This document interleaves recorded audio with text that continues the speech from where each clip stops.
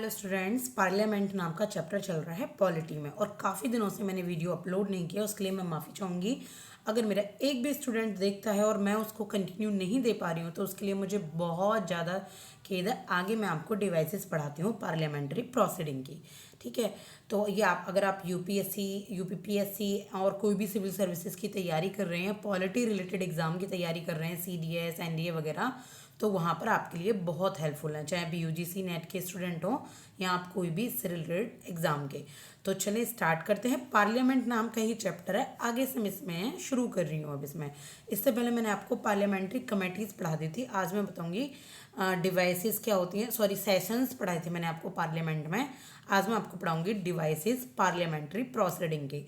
तो देखिए, सबसे पहले अगर हम पार्लियामेंट में कोई प्रोसीडिंग होती है, यानी कि पार्लियामेंट में कोई मीटिंग चल रही है, कोई प्रोसीडिंग हो रही है, तो सबसे पहले उसमें कौन सी डिवाइस होती है, यानी कि क्या होता है पहले उसमें। डिवाइस का मतलब ये नहीं है कि कोई मशीन रख दी, डिवाइस मतलब पहले उसमें क्या होता है। तो एक तो सबसे पहले होता है क्वेश्चन आवर। जो फर्स्ट आवर होता है ना किसी भी पार्लियामेंट का, फर्स्ट आवर जब मेंबर्स आपस में बैठते हैं, बातचीत करते हैं, तो क्वेश्चंस पूछे जाते हैं पहले, ठीक है। क्वेश्चंस रखे जाते हैं। तो क्वेश्चंस जो होते हैं वो तीन प्रकार के होते हैं। एक तो कहते हैं उनको स्टारड क्वेश्चंस, एक कहते हैं अनस्टारड और एक कहते हैं शॉर्ट नोटिस वाले क्वेश्चंस। तो जो स्टारड क्वेश्चंस होते हैं उनको ओरल क्वेश्चन कहा जाता है। क्या ओरल कहा जाता है, और ये सप्लीमेंट्री क्वेश्चंस होते हैं, ठीक है। अनस्टार्टेड जो क्वेश्चंस होते हैं वो होते हैं रिटन, और ये आपके सप्लीमेंट्री क्वेश्चंस नहीं होते। और जो 10 days नोटिस पर दिए जाते हैं, शॉर्ट नोटिस पर, वो भी आपके ओरल में ही पूछे जाते हैं बस, ठीक है। जो क्वेश्चंस हैं वो प्राइवेट मेंबर भी पूछ सकते हैं, ठीक है। कौन पूछ सकते हैं? प्राइवेट मेंबर भी पूछ सकते हैं। और ये सप्लाई क्वेश्चंस कौन से क्यों होते हैं सप्लीमेंट्री, ये ना एक प्रिंटेड होते हैं ग्रीन कलर से, ठीक है। कौन से? ग्रीन कलर से प्रिंटेड होते हैं ये। और जो अनस्टारड होते हैं ये वाइट कलर के क्वेश्चंस होते हैं, और ये आपके जो होते हैं ये लाइट पिंक इनको कहा जाता है, ठीक है। तो इस तरीके का क्वेश्चन है, ओरल है, रिटन है, और फिर ये आपका नोटिस देने के बाद है, ठीक है। अगर आपको इसके बारे में और ज़्यादा डिटेल में पढ़ना है तो रिकमेंड करूँगी कि आप एक बार लक्ष्मीकांत पढ़ लें, और थोड़ी बहुत नॉलेज इसमें ल्यूसेंट में भी दे रखी है, आप वहाँ से देख सकते हैं। क्योंकि देखिए, ये हैंड रिटन नोट्स की फॉर्म में आप भी समझते होंगे, पॉलिटी में पढ़ाना पूरा और ऑल ओवर बिल्कुल भी पॉसिबल नहीं है। पर फिर भी मैं आपको कहूँगी, अगर आप और भी अच्छे तरीके से इसको पढ़ना चाहते हैं तो अनअकैडमी पर सिद्धार्थ अरोड़ा सर हैं। कौन है? सिद्धार्थ अरोड़ा सर। बिल्कुल फ्री ऑफ कॉस्ट इनकी क्लासेस हैं अनअकैडमी अनस्टॉपेबल पर, ठीक है। तो आप वहाँ पर जाकर इनसे पढ़ सकते हैं। ये जो पढ़ाएंगे ना आप, मैं ये नहीं कह रही, देखिए मैं भी आपको यहाँ पढ़ा रही हूँ फ्री में, मैं दूसरे टीचर की कह रही हूँ, रियली वो इतने अच्छे तरीके से पढ़ाते हैं कि अगर उन्होंने जो पढ़ाया है वही एग्ज़ाम में आएगा या वही होगा बुक में, और कुछ एक्स्ट्रा नॉलेज नहीं होगी।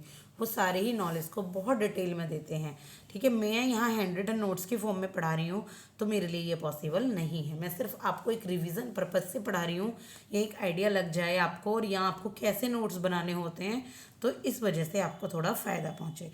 ये देखिए, जीरो आवर के किसको कहा जाता है पार्लियामेंट में जब प्रोसीडिंग होती है, तो ये एक इनफॉर्मल डिवाइस है, कोई प्रायर नोटिस नहीं दिया जाता जीरो आवर का।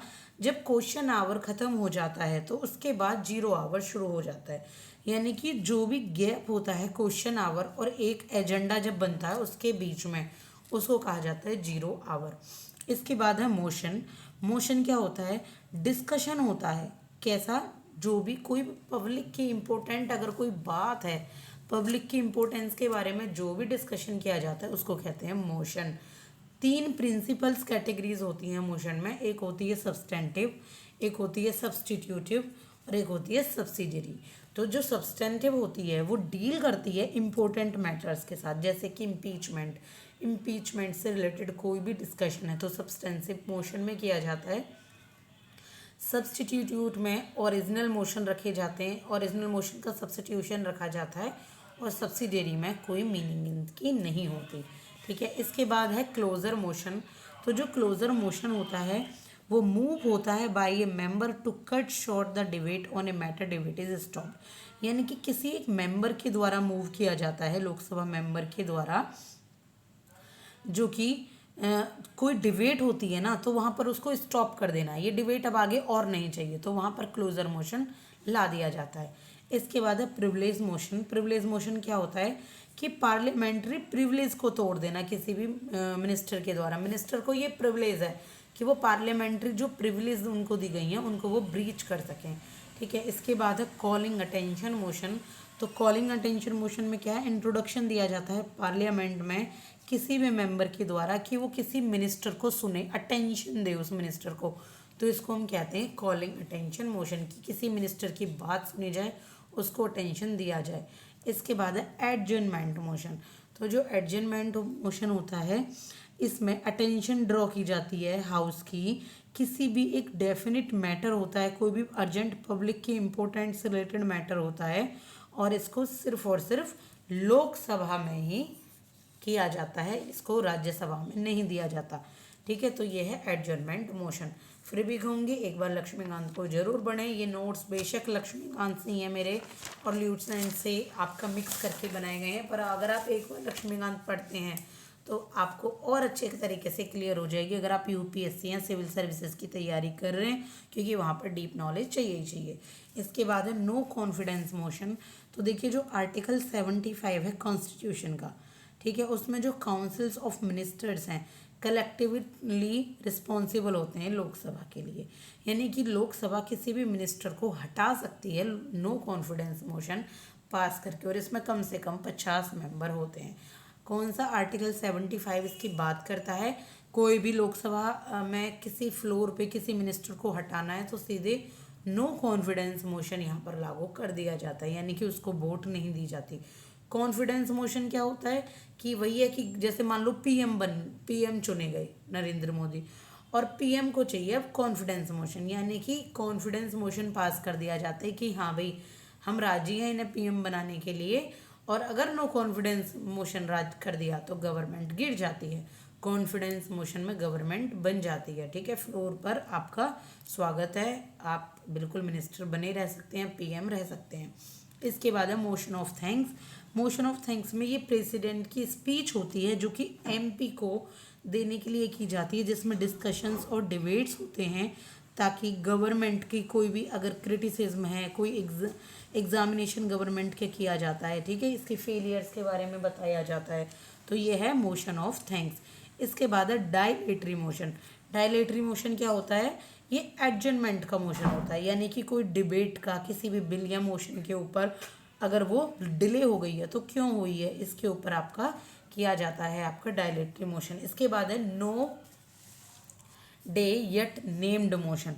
तो जो ये मोशन है ये एडमिट किया जाता है स्पीकर के द्वारा, लेकिन इसके डिस्कशन की कोई डेट नहीं रखी जाती, यानी कि मोशन तो दे दिया जाता है पार्लियामेंट के फ्लोर पर, लेकिन इसके बारे में कोई डेट नहीं रखी जाती। तो ये आज मैंने पढ़ा है आपको पार्लियामेंट की डिवाइसेस के बारे में, पार्लियामेंट्री प्रोसीडिंग की डिवाइसेस के बारे में। अब मैं इससे रिलेटेड एक वीडियो अपलोड करूंगी जो आपके इसके क्वेश्चन से रिलेटेड होगी। तो क्वेश्चंस की मैंने अलग प्लेलिस्ट बनाई हुई है जिसमें मैंने पॉलिटी के क्वेश्चंस की प्लेलिस्ट बना रखी है, आप उसको देख सकते हैं। और नेक्स्ट मैं आपको वीडियो जो दूंगी अपलोड करके वो होगी लेजिस्लेटिव प्रोसीजर की पार्लियामेंट में, ठीक है। तो बहुत इंपॉर्टेंट है, देखिए पार्लियामेंट नाम का चैप्टर, आप इसको ध्यान से पढ़िए, खुद भी पढ़िए एक बार और इन नोट से भी मदद लीजिए। तो अगर आपको वीडियो पसंद आई है तो please like and subscribe. Thank you so much.